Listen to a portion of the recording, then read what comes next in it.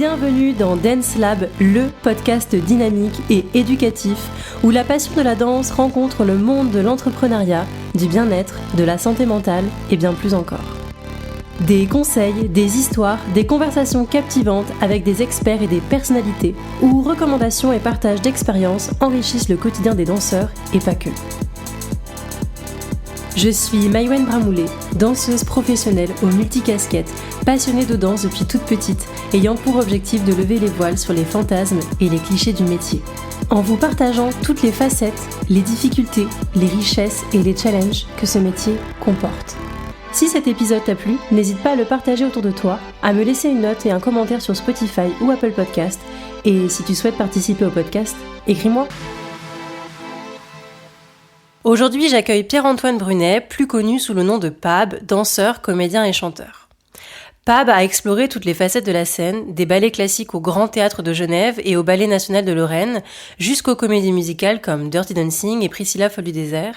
Il a foulé les scènes mythiques du Lido de Paris, fait rêver à Disneyland Paris et a même fait le tour du monde avec le Fashion Freak Show de Jean-Paul Gaultier. Il est devenu une figure emblématique en tant que pit crew pour Drag Race France. C'est finalement un artiste complet qui ne cesse de se réinventer. Dans cet épisode, nous parlerons de son parcours atypique et sa polyvalence artistique. Nous discuterons du rôle de l'art dans l'inclusion, la diversité et la façon dont la danse peut faire passer des messages forts et créer du lien. Comment la danse est un moyen d'expression pour lui. Comment prend-il soin de son corps dans un métier aussi exigeant. Qu'est-ce qui le pousse à se dépasser. Et enfin, comment gère-t-il les défis du milieu artistique.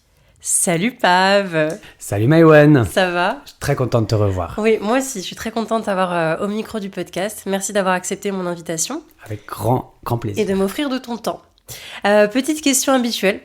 Pour commencer, est-ce que tu peux nous parler de ton parcours et du lien que tu as avec la danse ? Comment tu as découvert la danse et de l'anecdote de Billy Elliot qui m'intéresse beaucoup et je suis sûre va intéresser beaucoup de personnes qui nous écoutent. Ouais. C'est une histoire qui est trop mignonne. En fait, je suis dans une famille de basketteurs. Mon père a un club de basket, mon grand frère est arbitre, ma petite sœur est pro.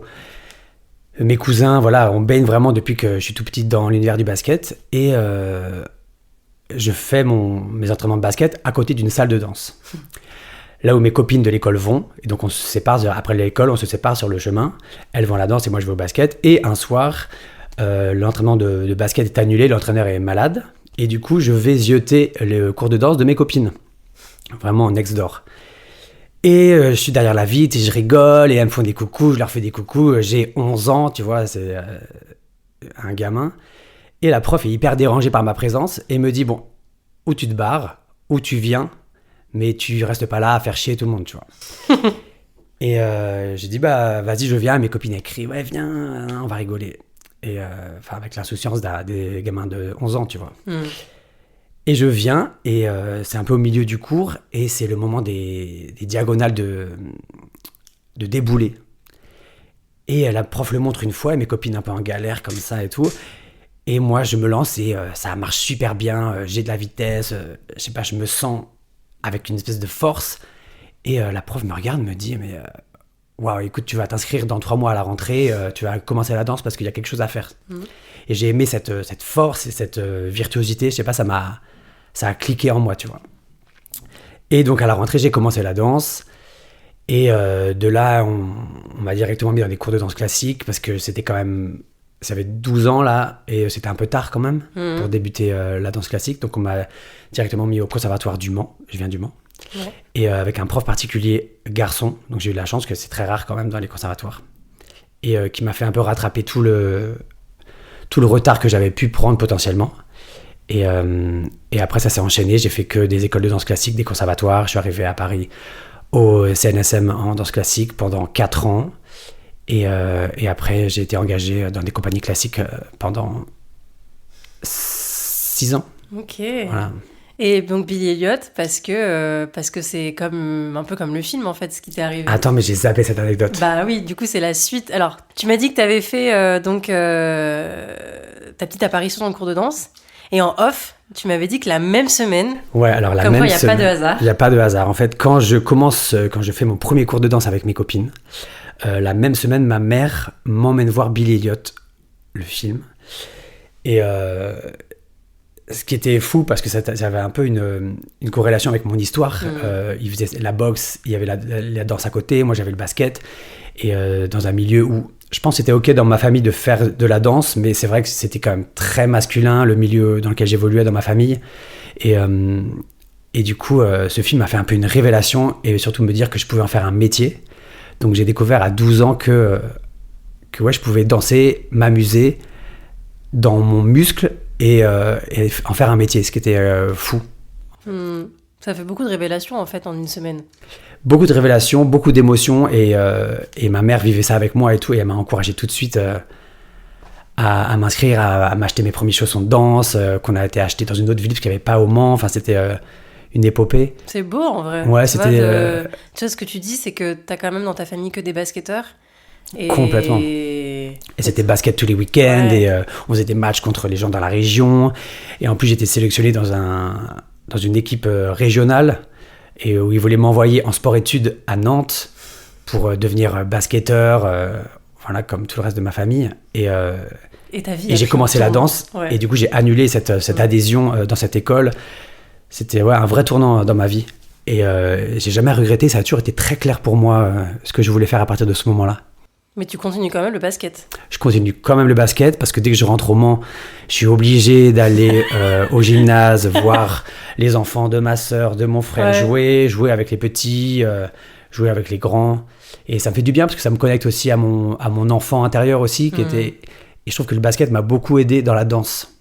Ah ouais ? Ouais. Comment ? Et ça, pour moi, c'était hyper intéressant, parce que le basket, c'est un sport collectif. Ouais. Et c'est un sport où tu es obligé, pour gagner, de faire la passe à tes copains. Et peut-être que c'est pas toi qui vas marquer, mais comme tu as fait la bonne passe au bon moment, ça l'a aidé ton copain à marquer. Donc, tu es obligé, pour atteindre ton but et gagner, donc avoir le bonheur de te reposer sur les autres. Et dans la danse, ça m'a beaucoup aidé, parce que c'est hyper solitaire comme milieu, et tu te bats vraiment un peu contre les autres, mais surtout avec toi-même. Et ça m'a aidé d'avoir mon esprit de groupe, pour trouver des copains et me sentir jamais seul. Et quand j'avais mal aux genoux, aux pieds ou au dos, savoir que d'autres aussi avaient mal, et ça m'a un peu aidé. Dans la formation, quand on t'appuie, enfin on faisait des trucs en danse classique horribles tous les matins, on me mettait en grenouille et on m'appuyait sur les pieds tous les matins à 8h avant de commencer la barre, pour avoir les hanches très ouvertes. Et ben on se regardait avec les copains à moitié en pleurs, et on se disait au moins on est ensemble, et donc ça te fait un peu moins mal. Et ça, t'as conscientisé direct quand t'étais ado, ou tu l'as encore plus conscientisé dans le milieu artistique professionnel quand on a fait ton En fait, je me rendais pas compte quand j'étais petit ado, parce que c'était en moi cet esprit collectif. Donc c'était naturel, mais c'est quand j'ai commencé à travailler que je me suis dit mais en fait ça m'a un peu sauvé pendant l'école de danse, d'avoir des copains et de chercher la camaraderie et le soutien des copains. Et de voir les autres réussir aussi, tu vois, c'est gratifiant. De dire, là il y a une annonce de casting qui passe, c'est pas pour moi, mais du coup je l'envoie à un pote ou une pote, parce que j'ai trop envie de le voir réussir. Et donc il y a ce côté-là aussi, tu vois, où comme tu dis, on est seul, mais en même temps on fait ce métier-là aussi par passion, et donc de voir tes amis réussir, c'est trop beau de dire je vais pouvoir m'asseoir dans une salle de spectacle et d'aller le voir briller sur scène, c'est alors ça, c'est aussi. Un truc que j'apprécie maintenant, mais c'est vrai que maintenant que je fais un peu du commercial, du freelance, je suis intermittent, mais avant j'avais ma vie de danseur classique dans des compagnies classiques, et c'était pas ça du tout. C'était il y avait un casting, genre l'Opéra de Munich qui recherchait, on allait tous les gens de ma classe faire le casting, on te disait après un mouvement merci, donc tu avais fait ton aller-retour Munich pour danser 3 secondes. On allait un peu tous au même casting, et c'est vrai que je pense qu'il y avait quand même vachement de compétition, plus que dans le milieu un peu freelance commercial. Mais même dans le milieu freelance, je pense que de toute façon quand on est dans un milieu, quoi qu'il arrive, on se crée du lien, on se crée des amitiés, tu vois, au bout d'un moment. Mais c'est sûr que quand t'arrives avec tes potes au même casting, c'est sûr que t'as envie de voir tes potes réussir, mais c'est aussi pour toi. Ouais, bien sûr. Et ce que je trouve riche dans le milieu commercial, c'est qu'il y a plein d'offres de plein de jobs différents, tu vois, pour des events, pour des comédies musicales, pour des spectacles un peu plus contempo. Et donc il y a quand même, je vais pas dire à manger pour tout le monde, parce que je sais que c'est dur. Mais si t'es bien formé et que t'as le bon esprit, je pense que tu peux il y a plus de taf que dans les compagnies classiques, par exemple. Il y a de la lumière pour tout le monde. Exactement. Ouais. Ou tu peux aussi te créer ta lumière. Là où en danse classique, tu peux pas te créer ta lumière parce que tu peux pas créer ton show tout seul. Créer ta compagnie tout seul, c'est beaucoup plus compliqué, tu vois. Yes. T'as dansé du coup pour des opéras, des ballets, les comédies musicales, tout ce que je disais dans l'introduction, même des tournées dans le monde, en France. Parmi ces expériences, qu'est-ce qui t'a le plus surpris et le plus appris sur toi-même ? Et c'est parti pour l'introspection. T'es resté pour regarder. Wow. Vous avez 4 heures, Pab. Qu'est-ce que j'ai le plus appris sur moi-même ? Alors, ce que j'ai le plus appris sur moi-même, c'est que faut pas se reposer sur ses lauriers. C'est que tout passe hyper vite et que ton corps, il peut t'abandonner en une année. C'est-à-dire que si t'es pas en train de l'entraîner et t'es pas en train de prendre soin de toi, il peut suivre sa propre règle et te lâcher. Donc ça, c'est vraiment la discipline que j'ai appris. J'étais un peu un foufou, j'étais un peu à me dire je danse plutôt pas mal, je suis dans des belles compagnies, ça va rouler pour toujours. Et en fait, à un moment, je commence à relâcher un peu la pression et à moins un peu travailler quand j'étais dans une compagnie, au Ballet de Genève par exemple. Et il y avait un chorégraphe qui arrivait de l'étranger, on avait tous envie de travailler avec lui, mais ça faisait quelques mois que j'étais un peu en dilettante, la vie quoi. Et il m'a pas choisi pour le rôle par exemple. Et ça, je l'ai un peu pris hyper personnellement, ça m'a vraiment déçu. Et j'ai compris que plus tard, que c'est parce que j'avais pas assez travaillé, que j'étais pas prêt, j'étais pas au rendez-vous. Et maintenant, dès que j'ai des échéances avec des choses que je veux absolument décrocher, je fais en sorte d'être au rendez-vous. Comme ça, si c'est pas pour moi, je m'en voudrais moins. Exactement. Voilà. Se donner les moyens. Exactement. Se donner les moyens. Et être au rendez-vous. Peut-être il y a des choses, t'as envie de chanter ou t'as envie de danser, t'as envie de jouer. Et ben, pendant quelques temps avant, je vais vraiment me focuser sur la danse ou sur le chant. Et pas me dire, non, mais c'est bon, je vais sortir cette chanson-là que je fais depuis tout le temps, parce que ça se ressent et ça va pas te mettre en valeur. Exactement. Et dans ce qui t'a le plus surpris, on parlait un peu en off, tu sais, des fois de t'arrives, on te propose un rôle, puis finalement, tu l'as plus. Comment tu deals avec ça ? Parce que t'as quand même à côté annulé tous tes jobs, tu t'es quand même engagé. Enfin, tu vois, il y a aussi ce côté émotionnel-là de... En fait, le sang-froid. Ouais, le sang-froid. Il y a 40 dates, finalement, il n'y en a plus que 10. Qu'est-ce qui se passe ? Eh ben, ça, je deal beaucoup mieux maintenant que je suis plus vieux. Mais c'est vrai que ça m'a aussi beaucoup appris à avoir du sang-froid, un vrai sang-froid. Et comme tu disais, comme je te racontais, que tu fais une audition pour un rôle, un grand rôle de comédie musicale, et t'es dans la finale, t'es dans les 3 derniers par exemple. C'est un rôle dont j'avais envie, donc je m'étais donné les moyens, j'avais pris des coachs, un coach acting et tout ça. Et on est les derniers en finale, on est que 3, et puis finalement c'est aucun des 3 qui a le rôle, et ils prennent quelqu'un de l'étranger, bref. Et puis donc on me propose à un moment donné la doublure de ce rôle, et pour me l'enlever quelques semaines avant le début des répètes. Et donc là, je suis un peu emmerdé parce que j'ai moins envie de faire le contrat, parce que c'est pas ce qui était prévu, il y a moins de challenge du coup dans ce que je vais faire. Mais c'est une période où j'avais débooké tous les autres jobs pour ce job-là, et donc j'ai rien, et je me dis, bon, le cast est sympa, ça me fait tous mes cachets. Et c'est là où je commence à penser argent. Et peut-être avant, dans ma fougue, j'aurais dit non, j'aurais envoyé tout péter. Mais là, je suis un peu plus pragmatique et je me dis, bon, ça me fait quand même une belle expérience. Je suis à Paris sur un spectacle qui va cartonner. Et j'avale un peu la couleuvre. Et puis mon contrat se passe hyper bien et c'était génial. Mais c'est vrai que la déception, c'est un truc qu'il faut vraiment arriver à gérer avec du sang-froid. Et se dire que c'est pas forcément notre faute, même si des fois tout paraît un peu comme si c'était notre faute, parce que c'est toi qu'on prend pas. Mais il y a tellement de... C'est un puzzle en fait, tu vois, et qu'il faut être gentil avec soi-même aussi, quand on a des refus. Parce qu'on en aura beaucoup. Même si moi j'ai beaucoup travaillé, je suis très content, mais j'ai quand même eu beaucoup de refus de choses dont j'avais vraiment envie. Et on m'a même viré d'un contrat énorme, et j'ai toujours pas eu la raison. Ça m'a mis un peu un traumatisme que j'ai commencé à gommer depuis quelques temps, tu vois, mais c'est... faut être bien entouré aussi, tu vois, la famille, les amis, et savoir rebondir aussi, et quelles sont mes autres passions, dans quoi j'ai envie de me former, est-ce que j'utilise pas mon CPF, mon AFDAS, tu vois, essayer de rebondir après les échecs, tu vois. Exactement. Mais c'est vrai que c'est pas facile, il y a aussi, tu vois, ces questions de l'ego, tes valeurs, il y a aussi tout ça qui arrive quand on te dit, en fait, t'es pris sur ça, mais finalement, tu feras plus que ça. Ok, où est-ce que... Je pense que, oui, émotionnellement, t'es chargé quand t'apprends la nouvelle, mais après, évidemment, il faut aussi apprendre à mettre son ego de côté, peut-être dealer avec ses valeurs et se dire, attends, c'est pas dans mes valeurs d'accepter un truc et que finalement... Mais en même temps, j'ai besoin de travailler, en même temps, je vois que l'équipe est bien, donc il faut aussi, comme tu dis, c'est trouver toujours du positif. Ouais, trouver du positif et remettre les choses un peu dans leur contexte. On n'est pas en train de sauver des vies, on fait un métier passion, c'est pas un refus qui va enlever ma passion, donc peut-être que moi je crois que si jamais je veux vraiment ce truc, je l'aurai plus tard, tu vois. Ouais. Et que donc là c'est peut-être pas le moment, mais ça va quand même m'apprendre des choses et je vais et puis je vais peut-être me rendre compte que finalement c'était pas du tout pour moi en voyant le rôle sur scène performer, et donc tout ça te rassure un peu, et puis surtout j'ai envie de rire tout le temps, donc si l'équipe est cool, souvent j'ai accepté les contrats peut-être un peu moins bien payé ou moins exposé, mais parce que l'équipe est géniale, et maintenant, avec mes 30 de carrière... T'es combien ? J'en ai pas bien entendu. On n'a pas bien entendu, ouais. Merde. Mince, faut la refaire. T'es combien d'années de carrière ? non, en vraie carrière, 15. 15, ouais, 15... Oh, je vais pas dire. Donc ça, c'est un autre sujet aussi. J'adore, l'âge dans la danse. L'agisme. Ouais. Tu sais que moi, si j'avais... Je le dis, mes potes, ils vont rigoler parce que je leur dis tout le temps. Mais si j'avais dit mon vrai âge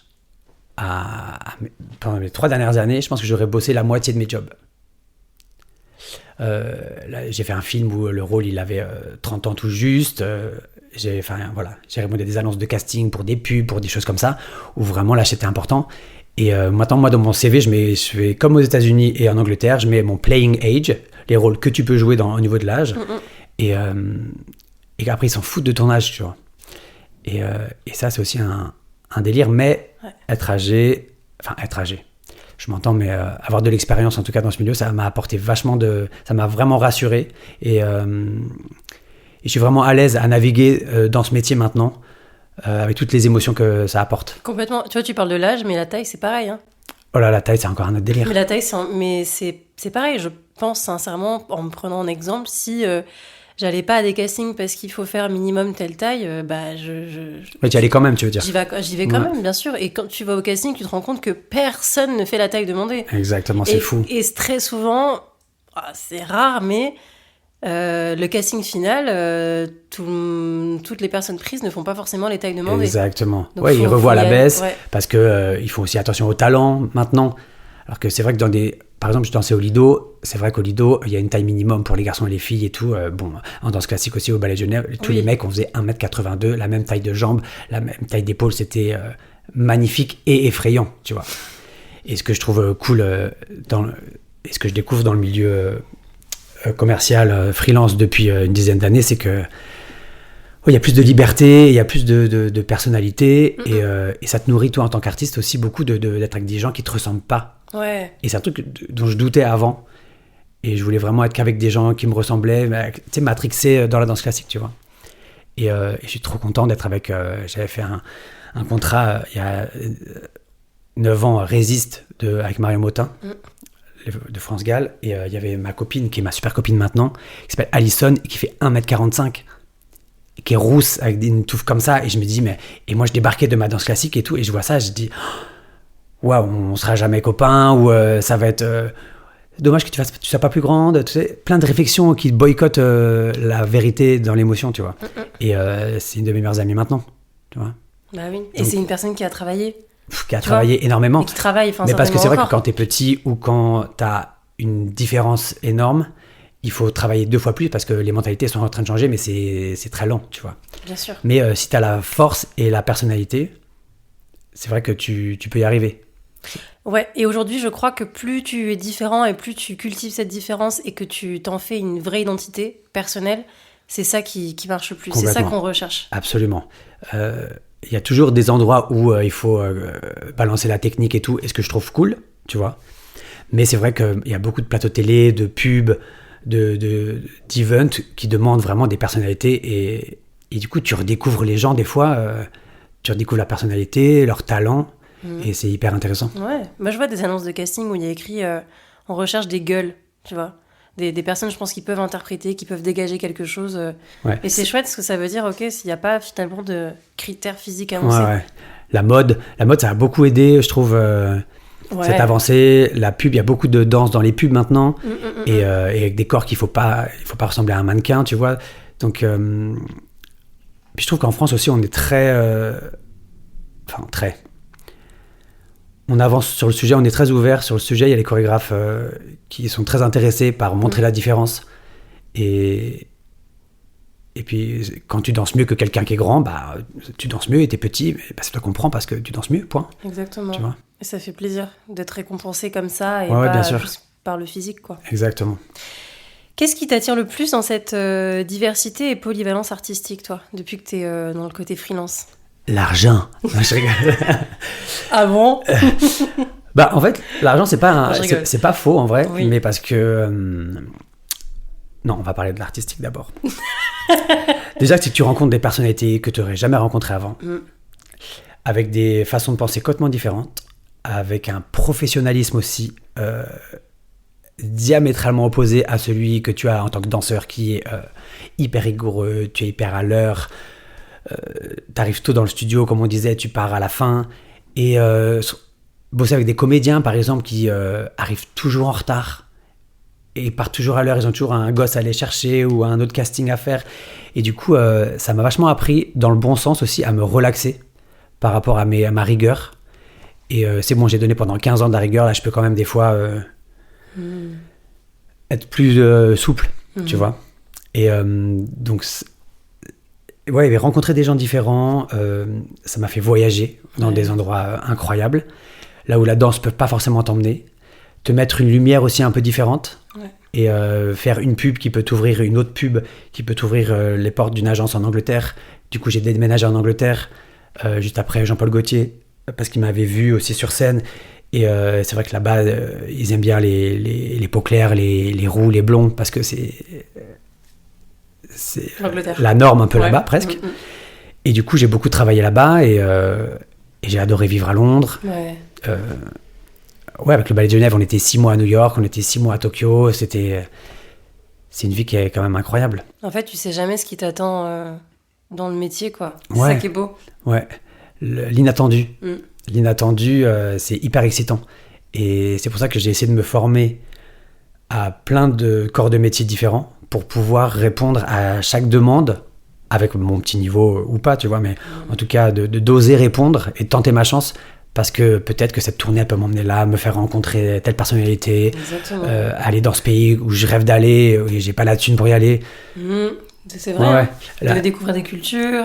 Ouais, et je trouve que l'art, en tout cas nous, en tant que danseurs, chanteurs ou comédiens, ou les trois, c'est, on a trop de chance, parce que c'est un des rares métiers qui te fait découvrir autant de cultures, de personnes, et sur toi-même finalement. Et d'ouvrir les consciences aussi. Ouvrir les consciences, parler avec les danseurs, par exemple, d'autres pays, se rendre compte de la chance qu'on a, tu vois. Ça m'a beaucoup frappé aussi. À Londres, par exemple, les castings de danse, et quand ils arrivent près, eux, les meufs sont make-upées, les outfits sont étudiés, elles se donnent à fond dans les castings. Il n'y a pas un moment où ça relâche la pression, où ça relâche les épaules et tout. Alors que je vois en France, bon, je sais pas si je vais aller à ce casting, ouais, je corresponds, mais bon, j'ai la flemme. Ou alors, je corresponds pas, donc je sais pas, j'ai la flemme. Non, mais lui, de toute façon, il cherche pas les meufs comme moi, je le sais. Tu sais, là-bas, ils ont la rage, parce qu'ils ont pas l'intermittence. Parce que là-bas, ils sont tous chez Ronnie Scott, un bar de jazz, à faire serveur. Ouais, on rigole, tu vois, c'est vrai. Non, mais c'est vrai. Et puis, ils sont premier rôle de comédie musicale. Mary Poppins, elle était serveuse, tu vois. Ouais. Donc, ça remet un peu aussi les idées en place. Et après, quand tu reviens en France, t'es très content de bosser. Et c'est aussi pour ça que j'ai aussi une joie de vivre, une joie de bosser. Dès que je commence un contrat, je fais pas la gueule, je suis très content et je sais pourquoi je suis là. Parce que j'ai conscience aussi de la chance qu'on a, nous, en France. Exactement. Ça nous fait une jolie transition sur l'attitude et la réputation, comment gérer tout ça. Je refaisais juste un petit point sur, on a dit tout à l'heure, les comédiens, ils arrivent tout le temps en retard. Non, enfin, pas tous les comédiens. Il y a aussi des danseurs qui arrivent en retard. C'était juste pour faire un petit C'est exemple. pour un gros schéma, mais Un gros schéma. tu sais, j'ai quand même plus rencontré de comédiens qui arrivent en retard que de danseurs qui arrivent en retard. Je vais avoir des problèmes moi, sous cette vidéo. Non, pas du tout. On aime les comédiens, bien sûr. Tu parlais justement de ce... On en parlait en off aussi, de ce côté d'essayer d'arriver toujours positif, de garder une attitude positive quand tu arrives sur un contrat, de savoir gérer tout ça. Tu peux nous expliquer pourquoi chaque action compte autant ? Pourquoi c'est important d'avoir une bonne attitude et un bon comportement dans le milieu ? C'est même pour toi, ce que tu me disais, l'une des leçons les plus marquantes que tu as vues de ta carrière. Ouais, vraiment. Ce que j'ai retenu le plus, c'est de faire très attention à ton attitude dans chaque job que tu as, que ce soit une grosse comédie musicale ou même un petit event que tu fais, un one-shot. Parce que j'ai souvent remarqué que les personnes avec qui tu travailles, par exemple au début de ta carrière, dans une comédie musicale ou dans un événement, les danseurs que tu as autour de toi sont potentiellement tes futurs employeurs. Peut-être 5 ans plus tard, c'est peut-être un mec qui va vouloir être chorégraphe, il va arrêter de danser et il va avoir des super beaux contrats. Sauf que pendant que tu as fait ce contrat avec lui, tu as été un peu odieux ou t'es arrivé souvent en retard ou tu étais un peu je m'en foutiste, tu vois. Et lui, il va se souvenir de ça, il va dire non, lui, c'est vrai qu'il correspond à ce job, mais il est pas sûr au niveau de l'attitude et ça se vérifie très souvent. Et souvent, on m'a appelé, on me dit qu'est-ce que tu penses de ce danseur et tout ça. Et ce danseur, malheureusement, et j'essaie toujours d'être positif et de donner du job à tout le monde, mais je dis en fait, je viens de faire un job il y a 2 semaines avec lui, que en retard, que flemmard, que marqué. Et du coup, je suis désolé, je suis obligé de te dire ça parce que ton job, il est important. Et il me dit ok, je vais pas le prendre. Et c'est bête parce que le mec correspondait complètement et tout. Et donc, tu es obligé d'être honnête. Et du coup, les gens se rendent pas compte de l'importance de ton attitude et que ça peut aussi te forger une réputation. Et donc, je dis pas d'être super fake et de faire semblant tout le temps, d'être très honnête, mais de faire attention. En fait, c'est quand même un job. Même si c'est une passion, c'est quand même un job où il y a du business, où les gens attendent quelque chose de toi. Et tu peux pas non plus faire la star, la diva, le danseur, comme on adore faire, tu vois, mais il faut faire très attention, avoir un peu une deuxième lecture quand tu travailles, parce que tu sais jamais ce qui peut se passer dans le futur. Et j'ai dû faire face à ça à plusieurs reprises. Exactement. Il faut faire attention, juste. Ouais, voilà. Exactement. Toi, comment tu fais justement dans les moments de stress, de fatigue, ou même quand tu fais face à une mauvaise organisation d'un événement, quoi que ce soit, comment tu fais pour maintenir cette bonne énergie dont tu m'as parlé et tu vois, même quand tu as envie de tout envoyer en l'air et tu te dis putain, mais c'est le bordel, on nous fait arriver à telle heure alors qu'on danse pas avant telle heure, tu te sens pas respecté, des choses comme ça. Comment tu fais pour maintenir cette good vibe de en fait je me suis engagée donc j'assume? Eh ben, tu viens de le dire, je suis engagé donc j'assume. J'avais qu'à... Pardon, je réponds à mes propres questions en fait. Non mais tu vois ce que je veux dire. Alors déjà il faut savoir que peut-être potentiellement cette personne qui est un peu mal organisée va être mieux organisée dans quelques temps. Elle est en train d'apprendre aussi peut-être, tu vois. Et j'ai envie de travailler toute ma vie, longtemps. Donc je mets aussi des billes là-dedans. En fait, je prévois que potentiellement elle peut peut-être me réengager, que les gens avec moi aussi peuvent me mettre sur des plans aussi dans le futur. Donc je garde ça en tête et surtout j'ai envie que le moment se passe bien, même si c'est la merde. J'ai envie de rigoler, de passer un bon moment, donc je vais avoir une bonne énergie. Mais je fais ça plutôt naturellement. Mais encore un conseil, tu vois, de vieux danseur, mais de relativiser que des fois c'est la merde, la scène elle est comme ça, les gens tu danses à côté d'eux, ils sont comme ça, t'as du champagne par terre, t'es obligé de danser. Faut un peu relativiser et la prochaine fois peut-être tu acceptes pas ce genre d'event. Moi je sais que maintenant il y a des choses que j'accepte plus parce que je sais que potentiellement ça peut être un peu la merde et j'ai plus envie de m'embêter à devoir faire en fonction. Ouais, de faire l'effort de devoir garder le sourire alors qu'en fait ça te convient. À part si c'est très bien payé, oui. On va pas mentir maintenant. Quand c'est pas très bien payé et que tu sens que c'est un event qui est un peu foireux, bah tu dis non ou tu mets des copains dessus en leur disant, tu vois. Mais maintenant j'ai la force de dire non. Voilà. C'est important. En gardant toujours une bonne énergie, voilà. Ouais. Je dis non parce que écoute, je le sens pas, j'ai plus trop envie d'être là-dedans. Là on m'a proposé encore un truc et je dis écoute, il y a 10 ans je t'aurais peut-être dit oui, mais là je suis plus aligné avec ça. j'ai plus trop envie de faire ça. Mais par contre, j'ai quelqu'un à te proposer. Exactement. D'ailleurs, souvent, on m'appelle en banque de données maintenant. Je pense que je vais ouvrir une agence parce que on me dit, comme tu connais des gens et tout. Hier, encore un chorégraphe qui veut monter un gros ballet et tout. Et il me dit, mais je veux quelqu'un qui sache un peu tout faire et tout. T'as pas qu'à ça dans tes contacts et tout.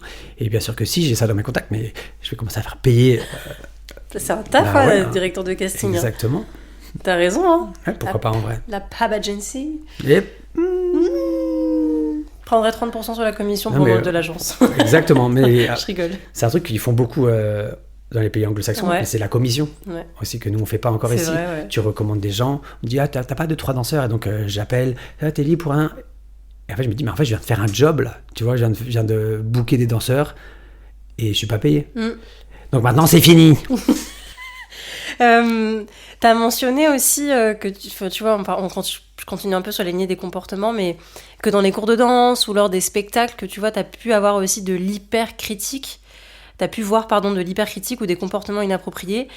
Qu'est-ce que tu dirais à de jeunes danseurs ou danseuses artistes qui démarrent et sur l'importance de faire attention à leurs paroles et à leurs comportements, même en dehors des jobs parce que là, tu vois, on a parlé un peu de ce qui se passait dans les jobs, les répétitions, etc., mais même en dehors de tout ça. Ouais.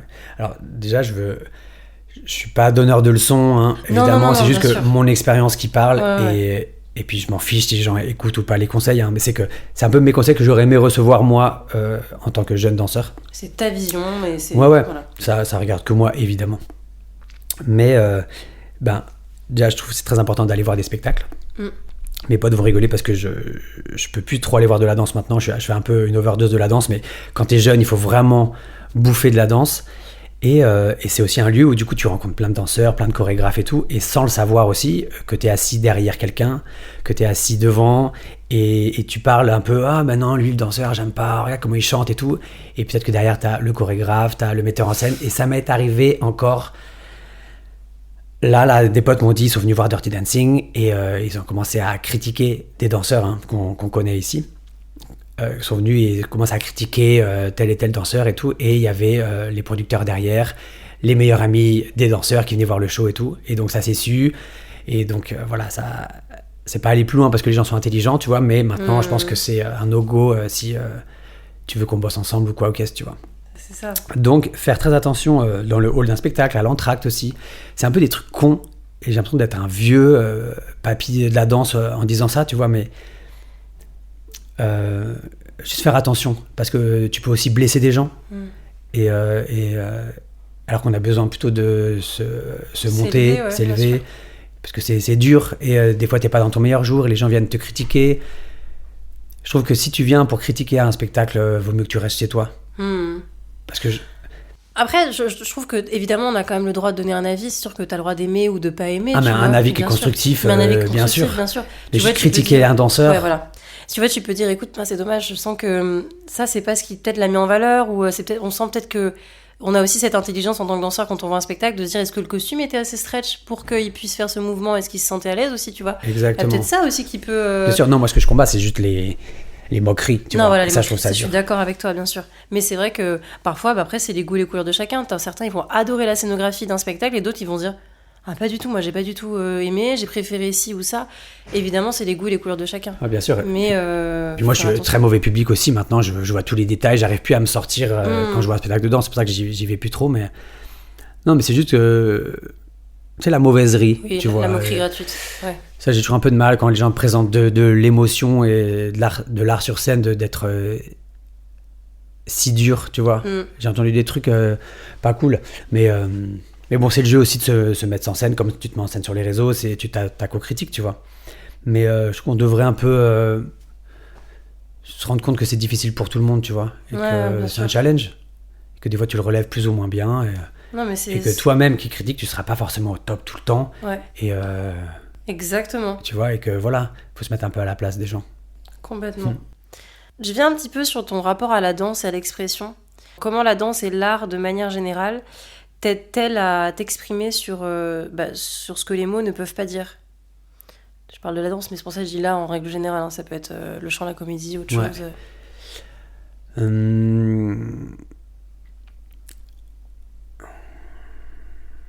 Tu vois, si par exemple là, le pape quand il avait 11-12 ans, Et il s'est mis à danser. Pourquoi il s'est mis à danser? Qu'est-ce que ça lui procurait?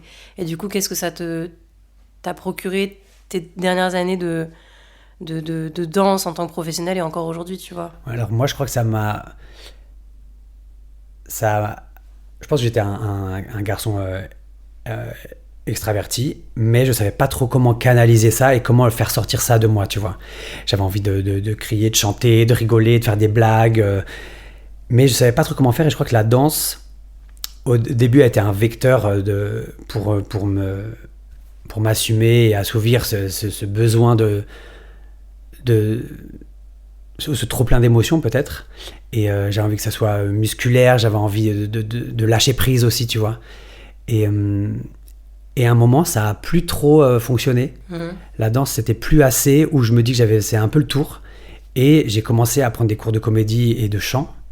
Ouais. Et là, je me suis découvert aussi une fragilité que j'ignorais un peu, tu sais, et que j'avais un peu étouffé avec la danse, où il faut être fort, et tu peux faire semblant avec la danse dans tes émotions, en fait. Ouais. Là où dans le chant, tu peux pas trop faire semblant parce que c'est relié à la corde vocale et c'est vraiment dans l'émotion, à part si t'es très très fort. Mais moi, je découvrais ça et du coup, ça m'a un peu appris à être plus fragile aussi et à être plus sensible. Plus vulnérable? Plus vulnérable, complètement. Et enfin. Comment ça, enfin? Bah, être plus vulnérable, enfin, parce que la danse, si tu veux, ça m'a mis un peu un bouclier. Ok. Et j'en parle dans un spectacle que je fais chez Madame Arthur d'ailleurs, ce que le chant m'a apporté. Et c'est vrai que c'est un peu descendu ce bouclier de la vulnérabilité. Parce que c'est vrai que quand t'es danseur, on te laisse pas trop être faible, on te laisse pas trop être vulnérable. Il faut toujours être fort, physiquement, toujours être beau, toujours envoyer, quoi. Et dès que t'as un peu un moment de faiblesse, bah, les gens commencent à plus te rappeler, ou les gens disent il était pas trop en forme là sur ce spectacle. Donc ils disent peut-être que finalement il est plus dans le coup. Enfin voilà. Donc ça m'a aussi appris à désamorcer un peu tous ces petits verrous de la vulnérabilité, de la fragilité et de la sensibilité. Que tu as réussi du coup à retrouver plus en jeu de comédien et de chanteur parce qu'il y avait vraiment un truc où tu te connectes à ton toi intérieur et tu peux pas mentir. Parce que je croyais, en fait, j'avais l'impression que mes muscles empêchaient ça. Tu vois, la danse, musculairement parlant, empêchait... j'interprétais des rôles, bien sûr, oui. Même plutôt émouvants et tout ça dans les compagnies classiques, par exemple. Mais j'avais toujours l'impression de taire quelque chose, tu vois. Et d'être pas 100% honnête ou 100% épanoui en tant qu'artiste. Et quand j'ai découvert le chant, au début, je pleurais tout le temps, tu vois, dans mes cours de chant, parce que fallait que je trouve une sensibilité, il fallait que je lâche aussi des mécanismes physiques qui me protégeaient. Et le chant, il faut vraiment lâcher le ventre, par exemple. Moi, je pouvais pas lâcher, même aujourd'hui, c'est dur de lâcher mon ventre, tu vois. Toujours rentrer le ventre. Et lâcher mon ventre, en fait, ça a lâché mes émotions, tu vois. Et je suis trop reconnaissant envers moi-même d'avoir osé chanter et découvrir ça, parce que ça m'aide dans ma vie de tous les jours, en fait. Ça t'a donné une nouvelle facette de pouvoir interpréter et de comprendre complètement ce que c'était que l'interprétation et comment se relier aussi peut-être plus facilement et rapidement à ses émotions. Ouais, exactement. Et puis passer du chant à la danse, et ben du coup ma danse elle est un peu plus sensible, elle est un peu plus honnête, je trouve. Je viens sur le rapport au corps. Comment toi tu prends soin de toi, surtout avec l'exigence, tu vois, dont on parlait de la danse. Comment tu maintiens une relation saine avec ton corps? Je parle pas que de l'aspect physique esthétique, je parle aussi de l'intérieur, d'entretenir ses articulations, d'entretenir aussi sa santé mentale. Comment tu fais? Ouais, c'est un vaste sujet. Alors, c'est aussi un peu dans ma vie d'avant de danseur classique aussi, c'était encore un peu différent parce qu'on avait des médecins et des kinés tous les jours. Donc c'était encore d'autres habitudes. Mais là, maintenant que je suis en freelance, il faut se démerder. Et d'ailleurs, mes potes vont sourire, ou même les gens avec qui j'ai fait des contrats récemment vont sourire parce que je suis vraiment monsieur complément alimentaire. Je bouffe plein de trucs tous les matins, alors du collagène, glucosamine, chondroïtine, MSG, MSM, plein de choses. Et puis ça me passionne un peu. Je suis toujours dans les parapharmacies et tout. Donc, et c'est vrai que je prends soin de mes articulations parce que c'est très demandant. Et la Dirty Dancing, par exemple, qu'on vient de finir, c'était très intense. Donc physiquement, j'essaie de prendre soin de moi comme ça. Je me fais masser. Mhm. Voilà. Et pour la santé mentale, ma daronne, ma mère, elle est super. Elle est super parce qu'elle connaît pas trop le milieu, mais elle est là depuis le début. Elle venait me voir partout dans le monde, même pour suivre mes spectacles. Donc elle connaît un peu tous les challenges que j'ai pu rencontrer. Et elle me rappelle toujours que... ouais, elle fait toujours un peu un lien avec mon enfant, que toujours que je m'amuse et que c'est pas grave. Et puis le fait d'avoir des frères et sœurs qui font complètement autre chose, Ouais. et dont je suis très très proche, qui ont des enfants, qui ont un peu une autre vie vraiment diamétralement opposée à moi, et ben ça me fait lâcher un peu la pression du métier et me dire quand c'est fini ce sera fini, et si c'est fini c'est pas grave, et puis même je peux même m'inspirer un peu d'eux dans ma vie de danseur, de cette vie un peu plus je dirais la vie de moldu quoi, comme on dit. C'est des gens qui ont une force aussi, tu vois, des gens qui mènent leur vie et qui vont tous les jours au boulot, qui font du 8h, 17h. Et des fois, nous, on bosse juste le soir, on a 3 semaines off. Et ça m'a aussi un peu appris une discipline, tu vois. Et ça permet aussi, je trouve, de garder un peu les pieds sur terre, notamment quand tu fais le tour du monde, t'es dans les hôtels, t'es tout qui est pris en charge, t'es un peu genre, ouais, t'es un peu comme une diva quelque part, comme une star. Tu bosses avec des gens qui ont de la notoriété, de revenir aussi dans le cocon familial et de voir aussi ce qui se passe autour de toi, autre que la danse, c'est, je pense, très important. C'est très important parce que quand la danse va s'arrêter, il va falloir que tu reprennes tu te mettes sur des rails, et si t'es complètement paumé parce que t'as eu aucune idée de ce qui se passait autour de toi avant, ça va être dur. C'est vrai que quand je dansais sur le show de Jean-Paul Gaultier, c'était fou ce qu'on vivait. On était payé la semaine, mais je peux même pas le dire, c'était au-delà, et je trouve que ça se valait parce que les artistes, et puis on était danseurs mannequins, enfin voilà, il y avait d'autres choses qui se mettaient en œuvre, mais en place. Mais on vivait une vie qui était folle. On était en Russie, on avait des soirées organisées pour nous, des dégustations de caviar, vodka, des célébrités. À Londres, pareil. Enfin voilà, c'était une vie qui était folle. Et quand ça s'est terminé, il a fallu se dire ok, en fait, j'ai pas assez de cachet. C'est le Covid d'ailleurs, ça s'est fini pendant le COVID, juste avant le Covid pour moi. Et après, j'ai dû aller dans des bars alors que je sortais du show de Jean-Paul Gaultier. Mais sauf que j'étais en galère. Il y a un pote qui a une boîte de nuit. Il m'a dit, moi, je peux t'engager en serveur. Voilà, parce que l'après-Covid était super compliqué physiquement et mentalement. Moi, j'avais pris 5 kilos et je m'en foutais. Ça m'a fait un peu du bien quand même de rien foutre et de me détacher de mon corps de danseur. Mais... il y avait quand même des angoisses qui revenaient quand même, et j'avais envie d'être plus vite mince et plus vite musclé, quoi. Ouais, mais je reviens sur, tu vois, tu passes des soirées un peu privées à la course au cachet. Je pense que c'est dans ces moments-là où justement il faut vraiment garder les pieds sur terre. Parce que si tu as les pieds sur terre, l'ascenseur émotionnel est beaucoup trop élevé et la chute, elle fait mal, tu vois. Ouais, et j'ai des potes qui ont arrêté d'ailleurs. Parce qu'ils avaient envie que de cette vie-là, et ils trouvaient qu'ils méritaient que cette vie-là. Et tant mieux si les gens et tant mieux, absolument. Mais je sais que moi je viens d'un milieu plutôt modeste où personne n'était dans l'art avant, j'avais aucun modèle, et du coup je me raccroche un peu à cette vie-là, tu vois, et qu'on vit un peu une vie fabuleuse, mais au final on doit payer notre loyer, on doit bouffer, exactement. On doit payer nos transports, on a une vie quand même un peu commune d'un côté. Et Comment toi tu gères les moments de doute et les moments de pression ? Tu me disais qu'il y avait ta maman qui était très présente, ton entourage. Est-ce qu'il y a d'autres choses que tu mets en place de manière personnelle pour rester ancré et te dire bon là je galère un peu mais j'y crois, je continue d'y croire parce que ça va le faire, je sais que j'ai ma place, je sais que j'ai pas coché toute ma checklist de rêves, de carrière. Ouais, alors il y a plusieurs choses. Je continue à aller dans les cours, à me former. Il y a un moment, j'avoue, j'ai un peu lâché les cours parce que ça marchait beaucoup, je faisais plein de choses et tout ça, et je sentais que physiquement, j'avais beaucoup de contrats, mais j'arrivais plus trop à faire les mêmes... à danser comme avant, tu vois, j'étais moins à l'aise dans mon corps, et je me dis, ok, faut vraiment que je reste dans les cours. Donc, je gère la pression et les doutes en continuant d'aller m'entraîner. Aussi, je vais à la salle et à la piscine, tu vois, pour continuer à m'aimer simplement physiquement, à pas lâcher, parce que c'est un métier qui est quand même très lié au physique, on va pas se mentir. Pour les garçons, c'est encore différent que pour les filles, hein, c'est encore d'autres critères. Mais voilà, j'essaie de rester dans le game et de rester occupé. Voilà, de pas rester chez moi et surtout pas traîner sur les réseaux, pas essayer de me comparer aux gens, aux autres. Parce que vraiment, faut le redire, mais la personne que tu crois qui est en train de bosser comme un ouf, eh ben, c'est sûrement pas vrai. Elle est en train de reposter des trucs, ou alors elle dit aujourd'hui tournage, nanana. En fait, elle fait une figuration comme tu pourrais faire, mais elle dit que c'est en tournage. Voilà, il y a plein de déguisements de situations et ça peut faire du mal. Tu vois, la comparaison, elle est dure dans notre métier.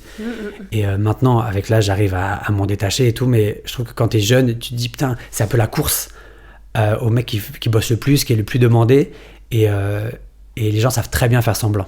Exactement. Donc juste se tranquilliser, dire je fais mon chemin, ça va arriver, il y a la place pour tout le monde, et si je bosse, il n'y a pas de raison. Et c'est vrai que si tu bosses et tu fais attention à ton milieu, à ton attitude, je pense qu'il n'y a pas de raison pour que tu bosses pas. Oui, ben justement, en parlant des réseaux sociaux, je voulais revenir un peu dessus. Et c'est vrai que ce que tu dis, c'est juste. Et je pense que même si le réseau social aujourd'hui, tel qu'il soit, devient un peu un CV, c'est important aussi de se détacher et de prendre du recul parce que, faut pas croire tout ce qu'on voit aussi sur les réseaux. Et je pense que ça permet aussi de préserver un peu sa santé mentale.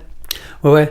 Moi, pour être très honnête, j'ai déjà fait semblant d'avoir des jobs ou alors des petits jobs, de les emphaser, d'en faire tout un pataquès parce que je voulais montrer que j'étais encore dans la course. Et c'est bête, mais on doit aussi passer par là pour se rendre compte qu'on fait des erreurs. Mais en fait, ça peut mettre une telle pression que ça peut même te décourager. Et ça, c'est dommage. Et je pense que quand tu te sens que tu as une pression dans ta cage thoracique, que ça te met une pression de cette course au job, il faut vraiment que tu réussisses à t'en détacher, prendre de la distance. Parce que chaque personne, à un moment de sa vie, a fait semblant et a eu des galères. C'est logique, tu vois. C'est normal et ça va t'apprendre plein de choses. C'est intéressant ce que tu dis, tu vois, sur cette course au job. C'est vrai que sur les réseaux, en plus, on montre pas tout ce qu'on fait. Ouais. On montre que les jobs qui sont, entre guillemets, les plus désirables. Ouais, dans bankable, le milieu. bien sûr. Et les petits jobs, on les transforme en jobs un peu sympas via une story, via un texte. Et chacun fait ce qu'il veut, tu vois. Mais c'est juste qu'en tant que lecteur de ça, il faut vraiment avoir une prise de distance. Ouais, un rapport sain avec les réseaux. Exactement. Et se barrer des réseaux. Il y a des fois, moi, je poste pas pendant 2 mois. Et j'utilise juste pour trouver des jobs ou pour parler avec mes potes. Mais savoir bien utiliser les réseaux. Voilà. Ouais. Puis t'as certaines personnes, tu vois, on revient aussi sur ce qu'on disait tout à l'heure, sur la notoriété, pas du tout, sur l'attitude. T'as certaines personnes qui gèrent super bien leur réseau, mais en fait, à travers ça, tu sais pas si ils ont une bonne attitude au travail. Donc parfois, faut pas aussi se fier que au réseau social, parce qu'il y a du like, des followers, etc. Ça veut rien dire aussi, tu vois. Je parle pour, par exemple, s'il y a des agences qui prospectent sur les réseaux. Ça, c'est encore un autre délire, les agences qui bookent en fonction du nombre de cas sur Insta pour des pubs. C'est vraiment, ils se sont fait avoir aussi, les agences. Ils se sont fait avoir par le jeu d'Instagram et 1000 fois ça s'est vérifié que finalement la personne, le mannequin, le danseur est pas au niveau. Et en plus, il va même pas reposter potentiellement la pub. Donc ils ne pourront même pas utiliser ses followers. Enfin, je trouve qu'on n'est pas très aidé aussi par tout ce qui nous entoure, les danseurs, nous, parce que tout le monde joue ce jeu d'Instagram et du coup, nous qui essayons de garder une vérité, une sensibilité, on est un peu obligé de jouer d'aller dans ce rapide, tu vois. Ouais. Et ça nous biaise au niveau de l'émotion. Ouais, de notre rapport à l'art et ce qu'on Exactement. fait en danse aussi, tu vois. Exactement. Et ça me refait une transition incroyable sur l'impact de l'art et la danse dans la société. Oh waouh. Oh, wow. C'est vrai que la danse, c'est un moyen d'exprimer comme pas mal de choses dans la société. Je pense que la danse, c'est un prétexte pour parler de beaucoup de sujets sociétaux, très divers et variés. Aujourd'hui, quels sont les messages ou les sujets que tu penses que la danse devrait porter ou mettre en lumière ? Je pensais par exemple à la diversité, l'inclusion, toutes ces choses-là. Je pense comme toi. Ouais. La diversité, dans les races et dans les physiques, dans les sexualités. Ça commence à bouger, mais c'est vrai que on a toujours un peu de mal. Moi, j'adore voir aux États-Unis des personnes trans booker des jobs de mannequins, de danseurs de premier plan, tu vois. Et c'est vrai qu'en France, on a encore un peu de mal. Peut-être aussi les personnes trans ont un peu de mal à sortir de leur nid. Et c'est normal parce que c'est dur. Mais j'aimerais vraiment les encourager. Et après, je trouve que dans l'inclusivité des personnes LGBT, gays et lesbiennes, je trouve que la danse a toujours été une super vitrine. Ouais. Et je vois dans Danse avec les stars de faire danser deux garçons ensemble. C'est quand même des messages assez forts. Donc je trouve je suis plutôt fier de ce que fait la France récemment. Ouais. Tu vois.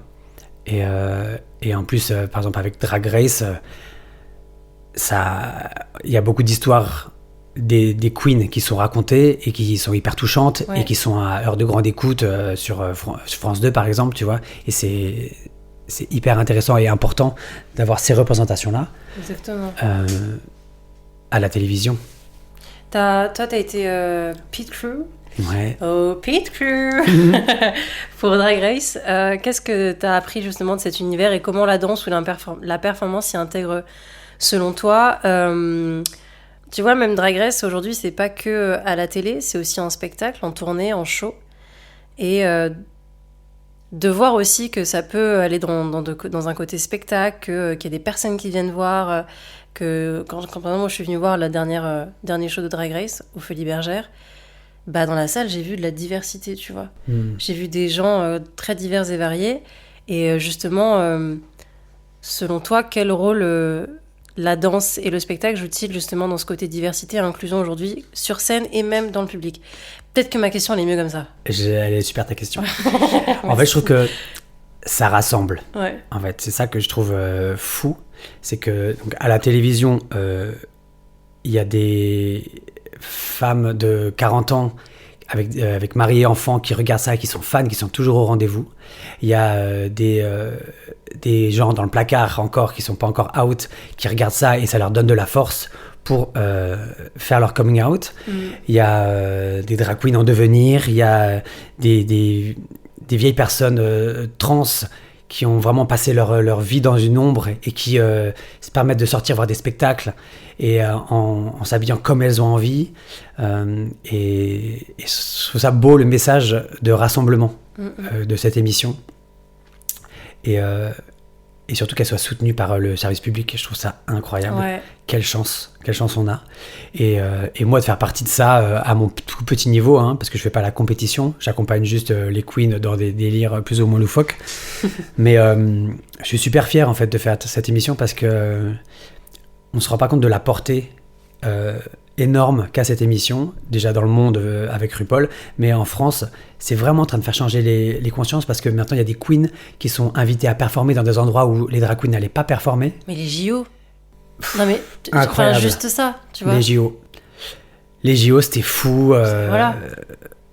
C'était incroyable, c'était une fête. Et je pense que beaucoup de gens ont critiqué, mais ce qu'il faut surtout retenir, c'est que c'était la fête. Et Paris est une fête. Mais je veux dire, c'est que c'est vraiment l'esprit que Drag Race a envie de montrer. Et surtout, il y a des queens qui ne font pas Drag Race, il y a des queens qui ne feront jamais Drag Race. Et il ne faut pas les sous-estimer. Mais je crois que Drag Race aussi a donné un élan aux bookers, aux programmateurs, de booker aussi ces queens-là, de s'intéresser à d'autres queens que Drag Race. Et ça, je trouve ça vraiment... c'est délicieux, quoi. Et tu vois, on parlait aussi de ce côté, de cette portée un peu médiatique de personnes qui, grâce à ça, peuvent réussir à se libérer de plein de choses, à oser un peu plus. Est-ce que toi, tu as déjà reçu des messages de personnes, des messages ultra positifs de personnes qui disaient « mais grâce à toi, de t'avoir vu, ça m'a donné un modèle, j'ai aussi envie de faire ça, j'ai envie de me libérer ». T'as reçu des messages un peu ? Ouais, alors pas forcément avec Drag Race parce que moi c'est vrai que mon rôle est un peu... je suis nu avec un petit slip, tu vois. Mais quand même. Mais ce qui est génial. Mais quand j'avais d'autres spectacles, ouais, bien sûr, Priscilla Vol du désert, par exemple, c'était un spectacle qui m'a marqué à vie et je pense que j'aurais pu faire ce spectacle toute ma vie, tous les soirs. C'est vraiment le seul spectacle que j'aurais pu faire parce qu'il défendait des valeurs incroyables d'amitié, de paternité, de libération, de deuil. Et il y a des gens qui venaient me voir à la fin en me disant merci. Et tu comprends pas trop au début ce que ça veut dire en fait. Et tu dis de rien, avec plaisir et tout ça. Et c'est quand tu rentres chez toi que tu dis putain, ça leur a fait vraiment du bien de me voir peut-être si épanoui ou de me voir avec tellement de personnages ou si à l'aise ou me voir défendre physiquement cette histoire en étant très sérieux. Et je pense que du coup il y a un pont qui se crée entre eux et nous. Et quand la connexion est faite, c'est vrai que c'est hyper fort. Et on se rend pas compte de la portée, encore une fois, de l'art. Ouais. Et donc c'est très important d'avoir des spectacles de ce genre parce qu'il y a des modèles qu'on n'a pas eu. C'est vrai que moi pendant 20 ans j'ai eu que des modèles hétéros, j'ai vu des films hétéros, j'ai vu des spectacles hétéros, je lisais des bouquins hétéros, et parce que j'avais pas vraiment le choix et ma curiosité n'était pas encore assez aiguisée, tu vois. Et je suis trop content d'offrir ce genre de spectacle à des jeunes qui ont 18 ans, 15 ans, pour qu'ils aient une représentation et un modèle pour leur futur. Oui, et puis ça permet de faire évoluer les mentalités sur des questions sociétales, tu vois. Quand on disait tout à l'heure que la danse est un prétexte pour parler de tous les sujets sociétaux, c'est ça aussi, et l'art de manière générale. Ouais. Et puis c'est un moyen doux, en fait, de faire passer des idées, de débattre. Tu vois, c'est un moyen qui est fun et qui n'est pas agressif, tu vois. Et donc... tu as envie d'aller voir un spectacle qui va pas, peut-être que tu iras la semaine prochaine, il sera toujours là, ou il y en aura un autre qui te correspondra mieux. Tu peux voir des extraits avant sur Internet, voir si ça te correspond. Tu vois, tu peux découvrir lentement et facilement, je trouve, les arts différents avec l'inclusion. Bien sûr, même l'humour, tu vois. On fait quand même passer on fait parler et passer beaucoup de sujets sensibles et lourds à travers l'humour pour essayer de détabouiser certaines choses et d'ouvrir les consciences. Ouais, il faut aller voir les stand-uppers LGBT. Il y a une scène LGBT sans encore catégoriser et dire parce que c'est une scène LGBT mais qui se font quand même à la scène hétéro. Donc, mais c'est juste qu'il y a des artistes qui ont peut-être un peu plus besoin de lumière et qui ont des messages qui ont peut-être besoin d'être un peu plus entendus parce qu'il y a des périodes de souffrance où ils mettent le doigt sur des sujets essentiels. Et il y a des humoristes trans que j'adore, gays, qui sont super drôles et qui commencent à avoir un nom et se faire un nom sur la scène parisienne. Et ça, et française en général. Et je suis vraiment content. Yes. Tu parles de message. Toi, si tu pouvais faire passer un message fort à travers la danse, quel serait-il ? Et ce que je me dis à moi, c'est de garder ce pourquoi tu as commencé la danse. Et pour moi, c'est vraiment le fun. M'amuser, m'éclater, même physiquement m'éclater, de ne pas être trop dans sa tête et de garder sa petite énergie de débutant. La niaque. La niaque, ouais, puis l'envie de traverser le studio, de s'exprimer, de balancer ses jambes. Ouais, un truc qui sort un peu de toi. Et je trouve que maintenant, on est un peu trop dans nos têtes et on est un peu trop à réfléchir la danse, alors que des fois, il faut revenir à son instinct de danseur. Yes. Et c'est ça un peu qui te permet qui te pousse toujours à continuer à explorer de nouveaux horizons. Tu vois, le côté curiosité, challenge, de te renouveler. Complètement, parce que j'ai toujours ce feu. En fait, on parlait de la flamme. Elle a pu s'éteindre et se rallumer et tout ça, mais là, elle est encore là. Et c'est vrai que du coup, j'ai encore envie de danser. J'ai besoin, même mon corps a besoin de danser, tu vois. Et si ton corps a besoin de danser, faut l'écouter. Il faut aller dans des cours de danse, dire oui à certains jobs. Et pas avoir peur que ça s'arrête, en fait. T'as peur que ça s'arrête ? Ouais, bien sûr. J'ai peur que ça s'arrête, mais c'est un métier aussi. Et puis on est dépendant de notre carcasse, tu vois. Donc t'en prends soin. Mais au bout d'un moment, il faut préparer la suite. Même si j'aime pas trop cette idée de préparer la suite, parce que quand t'as un métier passion, c'est dur d'envisager la suite. Moi, je sais pas ce que je vais faire après, tu vois. J'ai des envies, mais pas d'envie d'un métier. Et de pousser sa passion jusqu'au bout. Voilà, de garder la foi.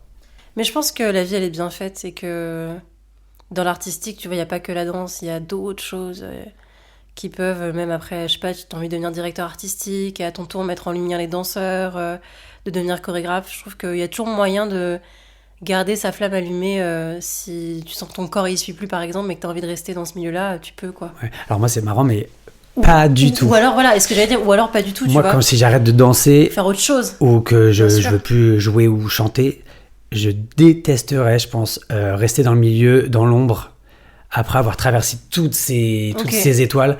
Je pense que je préférais devenir prof d'anglais, partir faire de la traduction. Je sais pas, parce que j'aime beaucoup les langues, mais du coup, je pourrais pas rester, je pense, dans le milieu. C'est moi. C'est personnel, mais, bien sûr. J'aurais peur d'avoir une frustration, de pas avoir une bonne lecture ou d'être assez bienveillant, je sais pas. Je pense que si la page se tourne, il faut qu'elle se tourne vraiment. Et il y a tellement de vie à vivre, tu vois, que je me dis, bon, si l'artistique c'est fini, bah, next. Bien sûr, il n'y a pas que la danse. Exactement. Je le répète. Voilà, surtout ça, et que si ça s'arrête, bon, c'est dommage, mais allez, pas le temps, let's go, il y a 1000 trucs à faire, et tu sais même pas encore ce que tu as à l'intérieur de toi, mais tu as plein d'autres choses, et je trouve que c'est ça qui est hyper excitant à découvrir. Exactement. Tu vois. Bon, bah justement, en parlant de découverte, on arrive à la fin de l'épisode et je voulais parler un peu de tes futurs projets. Est-ce qu'il y avait des rêves que tu n'avais pas encore réalisés, que tu veux réaliser? Alors, des choses dont tu as envie de parler, tu vois. Voilà, dis-nous. Ah là là. Il y a un truc que j'ai combattu un peu toute ma carrière, c'est que j'ai vite checké tous mes rêves. Et j'ai dû, je dis ça très modestement, c'est que ça m'est arrivé et Oui. j'ai eu de la chance, tu vois. Et je voulais danser des grands rôles de ballet classique, je les ai dansés, voyager dans le monde entier, être premier rôle de comédie musicale. C'était un peu mes gros rêves, et j'ai dû me frayer un chemin via quel est mon nouveau rêve. Et je crois que mes gros nouveaux rêves seront pas dans la danse. Yes. Voilà, seront pas dans l'artistique. Ok. Voilà. Mais je suis pas pressé pour ces rêves-là, tu vois. Je suis encore trop content de danser, de chanter. Là, je suis MC sur un nouveau cabaret immersif et je suis trop content. C'est des challenges, en fait. Mais pour moi, j'ai encore envie de me challenger dans le milieu artistique. Mais mes rêves, je trouve ça encore différent. Bien sûr. Tu vois. Et je pense que mes rêves ont été faits. Donc maintenant, je suis aussi vraiment tranquille avec le milieu artistique. Et je me challenge. Mais je suis plus en train de courir après des rêves. Ouais. Et ça, c'est super agréable. Ça me tranquillise, quoi. Ouais, de pas te mettre la pression, de te dire... Exactement.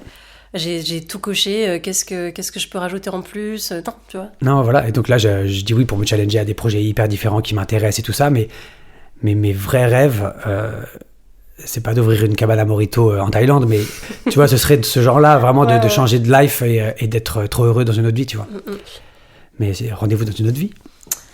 Rendez-vous dans une autre vie. Exactement. Je pense que ce sera peut-être un futur épisode de podcast. Moi. De notre vie inconnue. Après rendez-vous en terrain inconnu, c'est rendez-vous dans une autre vie. Exactement. J'adore. Pourquoi pas.